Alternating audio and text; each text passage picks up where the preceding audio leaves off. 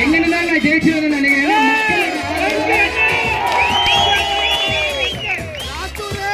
நீங்க என்ன கை விடல, அது எனக்கு தெரியும், அது உங்களுக்கும் தெரியும். அதுக்காக நான் சோர்ந்து போய் உட்காரல. அடுத்த நாள் எந்திரிச்சு கிளம்பிட்ட வேலைக்கு. அதான் உண்மை. நீங்க இருக்கீங்க, நாங்க இங்க இருக்கோம். நம்ம எல்லாருக்கும் சேர்ந்து கேப்டன் மேல நம்ம ஆசீர்வதிப்போம். வரும்போதுல இருந்து அந்த பார்டர்ல இருந்து எல்லா மக்களையும் நான் பாக்குறேன். அவ்வளவு சந்தோஷத்துடன் வரவேற்பீங்க. இதுதான் நான் பண்ண பாக்கியம் அப்படின்னு நான் நினைக்கிறேன். நான் எத்தனையோ ஊருக்கு போயிருக்கேன். ஆனா ஒவ்வொரு வீதி, ஒவ்வொரு கடத்தெரு, ஒவ்வொருத்தரும் என்னை வரவேற்பீங்களே, இதுதான் நான் ஜெயிச்சிருக்கேன். இதுதான் என்னோட வெற்றி.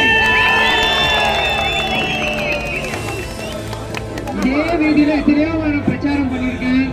இதே வீதியில எத்தனையோ பண்ணி சாத்தூரோட சேர் சாப்பிட்டுருக்கேன். எல்லாமே பண்ணியிருக்கேன். ஆனா இன்னைக்கு வந்தது உண்மையிலே மகிழ்ச்சியா இருக்கு. நீங்க என்ன கை விடல, அது எனக்கு தெரியும், அது உங்களுக்கும் தெரியும். அதுக்காக நான் சோர்ந்து போய் உட்காரல. அடுத்த நாள் எந்திரிச்சு கிளம்பிட்ட வேலைக்கு. அதான் உண்மை. நீங்க இருக்கீங்க, நாங்க இங்க இருக்கோம். நம்ம எல்லாருக்கும் சேர்ந்து கேப்டன் மேல நம்ம ஆசீர்வதிப்போம். நிச்சயமா ஒரு நல்ல தேர்தலாக தேசிய முற்போக்கு திராவிட கழகத்துக்கு இருக்கும். இந்த முறை மக்கள் நீங்கள் அனைவருமே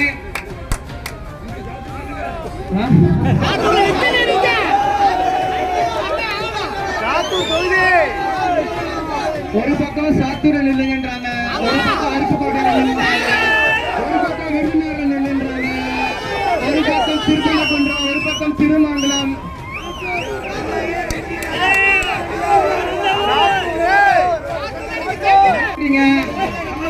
கண்டிப்பாக எப்படி நம்ம அண்ணியார் வந்து ஒரு பொட்டி வச்சு எல்லாருக்கும் ஓட்டு கேட்டாங்களா, யார் பக்கம் அதே மாதிரி நான் இங்க பாக்ஸ் வச்சு விருதுநகர் எந்த தொகுதியில் நிக்கணும்ட்டு எங்கன்னு தான் நான் ஜெயிச்சிருவேன்னு நினைக்கிறேன்.